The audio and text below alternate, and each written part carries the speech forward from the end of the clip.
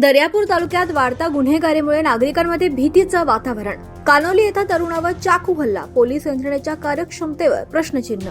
अमरावती जिल्ह्याच्या दर्यापूर तालुक्यात अलीकडच्या काळात गुन्हेगारीच्या घटनांमध्ये सातत्यानं वाढ होत असल्याचं चित्र दिसून येत आहे। यामुळे नागरिकांमध्ये आता भीतीचं वातावरण निर्माण झालंय। तालुक्यातील खल्लार पोलीस स्टेशन हद्दीतील कानोली येथे एका तरुणावर 3 ते 4 जणांनी धारदार शस्त्राने हल्ला केल्याची घटना समोर आली आहे। मिळालेल्या माहितीनुसार कानोली येथील रहिवासी ओमप्रकाश मदन काळे हे आपल्या घरी असताना त्यांना काही युवकांनी फोन करून घराबाहेर बोलवलं। घरासमोर येता संतोष काठोळे, प्रथमेश दामले आणि धीरज संतोष काठोळे यांनी त्यांच्यावर चाकू आणि लोखंडी रॉडनं हल्ला केल्याचा आरोप आहे। या हल्ल्यात ओमप्रकाश काळे गंभीर जखमी झाले। त्यांच्या शरीरावर 6 ते 7 ठिकाणी चाकूचे वार झाल्याची माहिती आहे। घटनेनंतर जखमी अवस्थेत त्यांना तातडीनं दर्यापूर येथे उपजिल्हा रुग्णालयात दाखल करण्यात आलं। घटनेची माहिती मिळताच खल्लार आणि दर्यापूर पोलिसांनी रुग्णालयात धाव घेतली। प्राथमिक माहितीनुसार जुन्या वादातून हा हल्ला झाल्याचा संशय व्यक्त करण्यात येतोय। दरम्यान तालुक्यात वारंवार घडणाऱ्या चाकू हल्ल्यांच्या घटनांमुळे नागरिकांमध्ये संतापाची भावना व्यक्त होते। हल्लेखोरांकडे धारदार शस्त्रे सहज उपलब्ध कशी होत आहेत?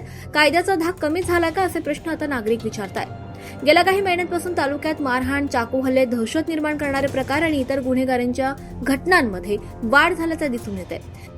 विशेषतः युवकांमध्ये वाढणारी हिंसक प्रवृत्ती आणि धारदार शस्त्रांचा वापर ही चिंतेची बाब आहे। त्यामुळे शहरासह ग्रामीण भागातील नागरिकांमध्ये असुरक्षेची भावना वाढीस लागली आहे। स्थानिक नागरिकांच्या मते वाढत्या गुन्हेगारीवर नियंत्रण मिळवण्यासाठी पोलिसांनी अधिक प्रभावी गस्त वाढवावी, संशयितांवर कडक नजर ठेवावी आणि अवैध शस्त्रे बाळगणाऱ्यांच्या विरोधात कठोर कारवाई करावी।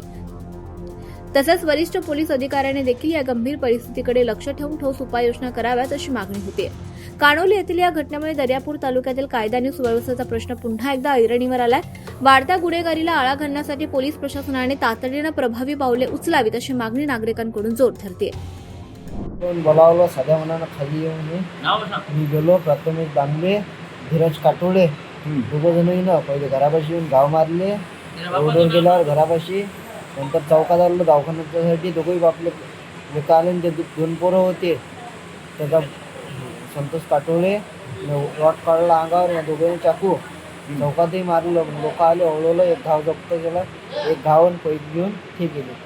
पोलीस स्टेशनला रिपोर्ट दिला का तुम्ही?